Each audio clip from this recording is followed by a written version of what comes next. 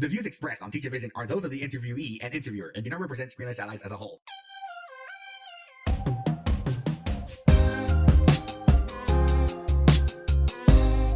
Hello there, and welcome to Teachavision, where everyone has a different vision of learning, episode number 17. My name is Jose Briseño, and on this episode, we're continuing the series on the history of assistive technology from a blind person's perspective and how it has evolved over the years. Before we begin, I do have to say thank you all for listening to the previous episode. I do have a story that I would like to share about the braille note. If you have not heard of what the braille note is, I recommend you listen to the last episode of Teachavision, which was episode number 16, where you will know all about what it was and how we used it. There was a story that I have to tell.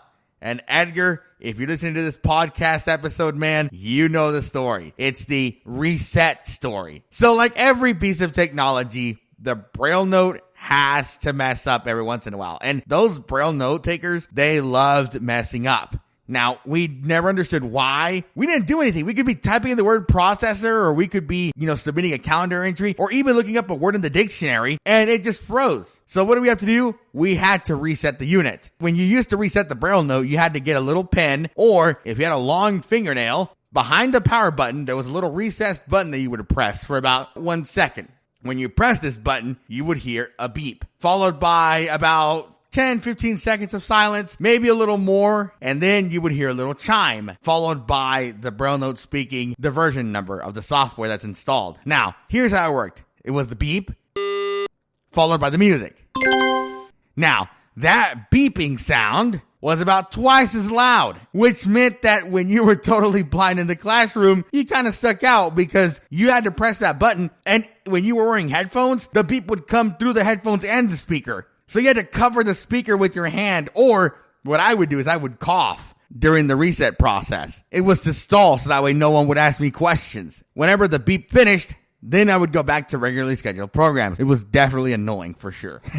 So that was a story I wanted to share before we dove into the episode. In today's episode, we're switching out of the note taker a little bit, but we're going to talk about a packmate being a common note taker from Freedom Scientific, the whackmate, as Edgar and I came to call it, because, well, everyone used it at the time, and for some reason, everyone was boasting about how it was much better than the braille note, but it turns out that those machines also froze quite a bit. That's why we ended up calling it the whackmate.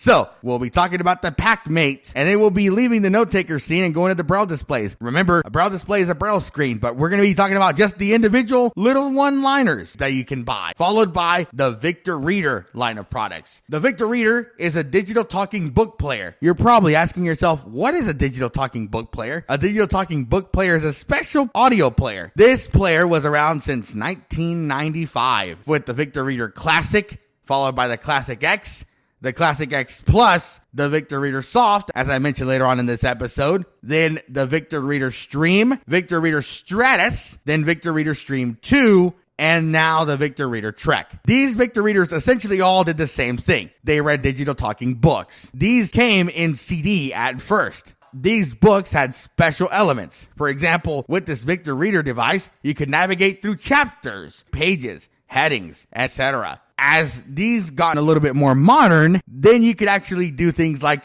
text input, recording, and even going online. In the show notes, we will show the Victor Reader Stream, the Victor Reader Trek, and the Victor Reader Stratus, so you can take a look at what these models were like. The Victor Stratus was actually an upgraded model of the old Victor Readers. A couple of other models that I forgot to mention were the Victor Reader Vibe and Wave. Remember the old Discman? Yeah, just like that. Other than that, though, stay tuned because we have more information about other hardware today, right here on Teachavision by Screenless Allies. Right, you mentioned the packmate. Now, the packmate was another step forward because this thing had Windows Mobile and it had JAWS for Pocket PC. So it was a special edition of JAWS that you could never find anywhere else. From the braille note to packmate, what was your experience using it? I never got to use one. I've seen one before. I'm a screen reader user primarily. I use NVDA now, but that's neither here nor there. But before NVDA was even thought of, I used JAWS. And so the thing about packmate was, especially if you had a QWERTY packmate, if you were lucky enough to have one of those, it just meant that you just take some of your commands and move them over.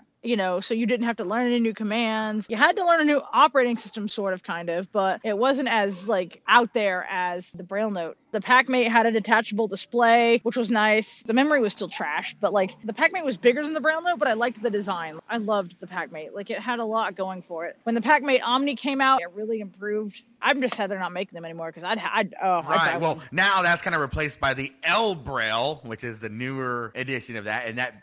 Which again makes no sense because it's just a Windows tablet with a Braille display. Yeah, I never understood the difference between just getting an L Braille and just buying a Braille display and connecting it to your preferred screen reader of choice. L Braille is probably cheaper. The L Braille, as of this recording, is about $5,000. So you would have to actually more than that. Oh no, I know for the Focus. That is not Braille cheap. display is for the Focus $3. Braille display.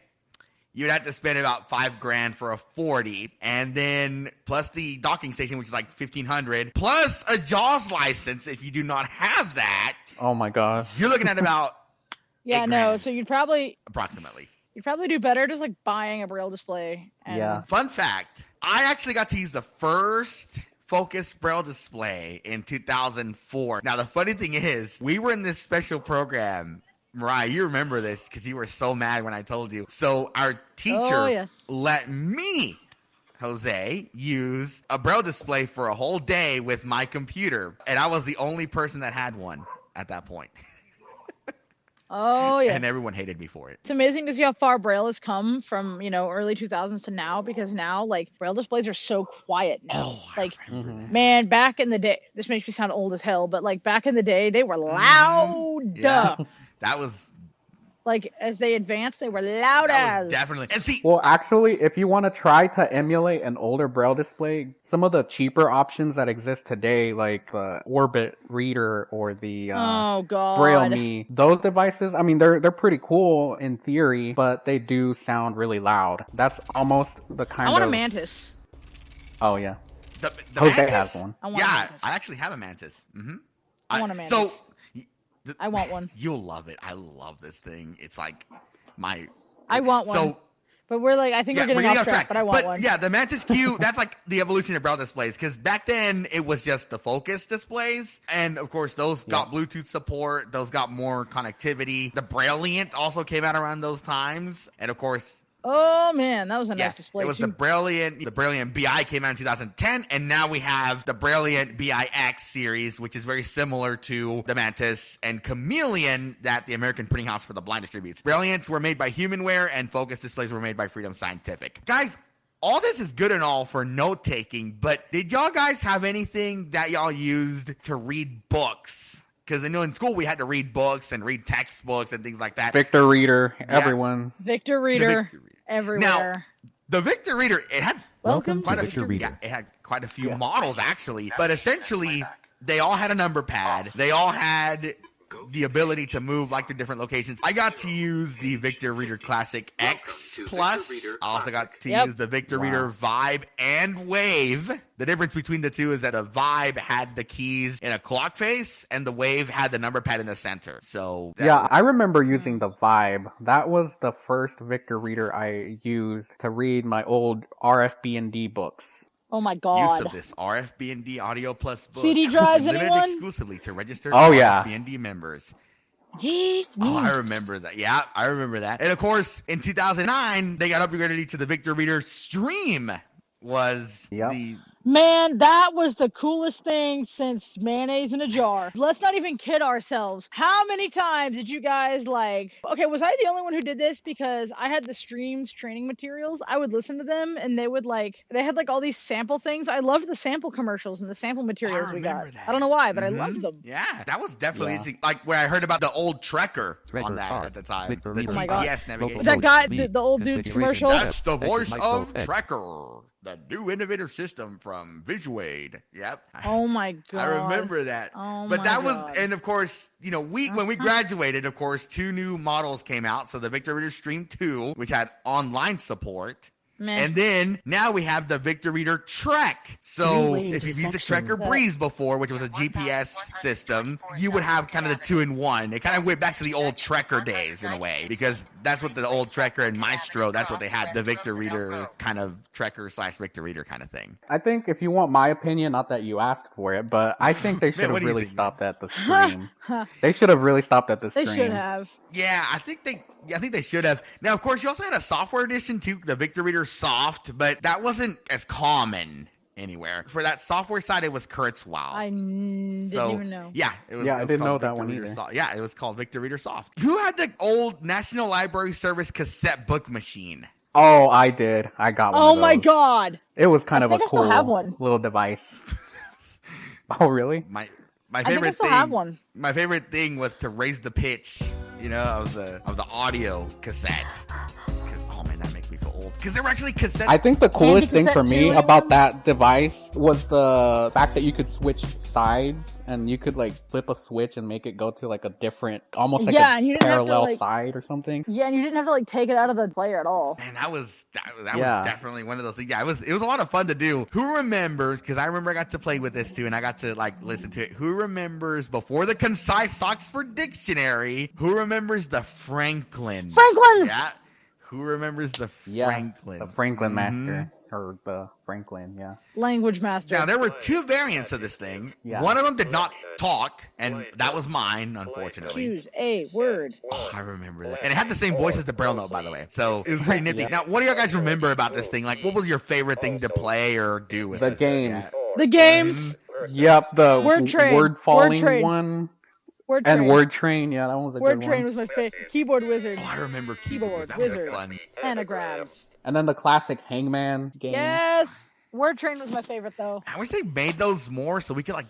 I loved me some I wish Word they Train. made those still, because it would have been kind of cool to see where they went, because it looked like a little tiny computer, and you could actually, like, you had it on demand. Yeah. You could look up a word in the dictionary and just go from there, But see, they're so outdated now. Like, a friend of mine has one, and I typed in, what word did I think I typed in twerk. I don't know. It had to have been something stupid like that. And it was like, not a word. And I was like, oh, yes, it is. Yeah, that was back in the day. Where have you been? Where are you stuck in? 2007? Well, get with it. Probably Kurzweil would do it. There's a lot more hardware, but these are kind of the main equipment we used. Thank you for joining us for this edition of Teachavision by Screenless Allies. We'll see you on the next one. Meanwhile, you can check out our website at screenlessallies.com. SCREENLESSALLIES.com. Check out our Facebook, facebook.com/ScreenlessAlliesOfficial.